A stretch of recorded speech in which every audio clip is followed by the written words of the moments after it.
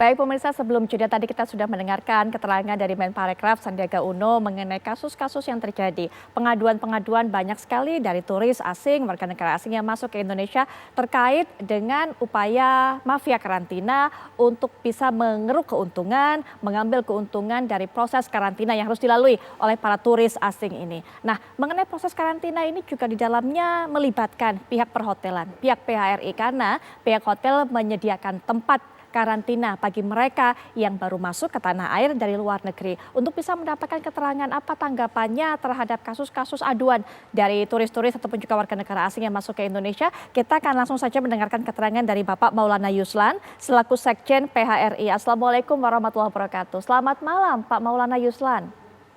Waalaikumsalam warahmatullahi wabarakatuh. Selamat malam, Mbak. Baik, Pak Maulana, ini kami ingin sekali mendengarkan keterangan dari Pak Maulana. Kesempatan malam hari ini mungkin bisa dijadikan tempat konfirmasi bagi Pak Maulana. Karena selama ini kemudian banyak sekali yang menyebut bahwa oknum-oknum mafia karantina ini juga melibatkan perhotelan. Karena hotel ini dianggap begitu Pak, saya akan mengatakan dianggap oleh orang-orang terutama yang mereka menjadi proses karantina ini mendapatkan keuntungan jika kemudian mereka ini diperpanjang masa karantinanya. Silakan dijelaskan Pak Maulana.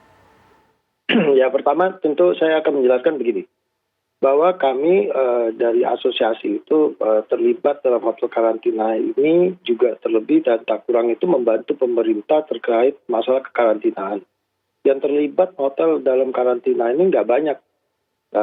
Kita milik Pusat Indonesia itu datanya 30.000, yang terlibat itu cuma 130 hotel, jadi cuma sedikit. Nah, kemudian yang berikutnya, hotel sebagai tempat karantina itu tidak berdiri sendiri. Bahwa hotel itu kekarantinaan ini dipimpin oleh satu tugas yang khusus di bawah pimpinan Pangdam. Ada komando satuan tugasnya khususnya. Di dalam itu ada berbagai macam dalam kesatuan tugas untuk kekarantinaan tersebut. Mulai dari bandaranya itu mulai dari bandara, kemudian juga nanti sampai masuk ke hotel dan tenaga kesehatannya. Dan bahkan ada pengamanannya di dalam begitu kita di karantina. Nah, kemudian juga mesti dipahamin bahwa karantina ini juga memiliki dua jenis. Orang yang negatif itu dikarantina di hotel karantina. Orang yang positif maka mereka masuk ke hotel isolasi. Jadi ada dua. Jadi yang karantina di tempat karantina, yang positif di hotel isolasi. Nah, kemudian yang berikutnya lagi, ada ketetapan semua kebijakan dan aturan kekarantinaan ini yang membuat itu domainnya ada di pemerintah, bukan di hotel atau PHRI pada umumnya. Kenapa begitu? Karena kekarantinaan ini dari masalah kesehatan ini milik daripada pemerintah, domainnya Kementerian Kesehatan dan juga satuan gugus tugas yang ditunjuk oleh pemerintah. Nah, kami dalam kapasitas kami sebagai penyedia akomodasi, tentu apa yang kami lakukan, pertama kami mengumpulkan hotel-hotel yang memang bisa diverifikasi menjadi hotel karantina. Karena untuk menjadi hotel karantina itu ada berbagai macam persyaratan yang tidak mudah. Tidak sama dengan hotel hotel penyedia tamu seperti biasa. Salah satunya adalah menyiapkan tempat masuk yang berbeda, kemudian floornya juga harus berbeda. Terus liftnya juga juga dibedakan ya untuk khusus naik, dan mereka juga harus mengawasi agar tamunya tidak keluar kamar. Siapa yang mengatakan tidak boleh keluar kamar itu kebijakan dari pemerintah. Nah, jadi berbagai macam kebijakan itu tidak semua serta-merta menjadi domainnya. Apalagi kalau kita bicara masalah bagaimana tamu itu bisa keluar dari hotel karantina setelah selesai menyelesaikan karantina. Itu pun merupakan domainnya dari pemerintah, yaitu Kementerian Kesehatan. Bahwa mereka harus menerima release letternya. Release letter itu bahwa hasilnya negatif dan mereka menerima surat negatif tersebut, baru mereka bisa dikeluarkan dari menyelesaikan karantinanya. Bagaimana kalau positif? Kalau positif mereka tentu harus pindah ke hotel isolasi. Nah, ini yang terjadi di situ. Nah, apakah ada hubungannya antara hotel karantina dan hotel isolasi? Itu nggak ada hubungannya karena itu dua hotel yang berbeda. Jadi sama sekali tidak ada korelasinya. Kemudian yang berikutnya, apakah ada hubungannya hotel dengan hasil PCR? Yang nggak ada hubungannya juga. Kenapa? Hasil PCR itu sudah kan kita tahu bahwa hasil PCR itu sudah masuk ke Peduli Lindungi kok secara elektronik. Jadi bagaimana kita hotel itu bisa meng-COVID-kan dan seterusnya. Nah, itu yang terjadi Mbak, sebenarnya penjelasannya dari pihak hotel ya. Jadi kami sangat mendukung apa yang disampaikan oleh Pak Presiden.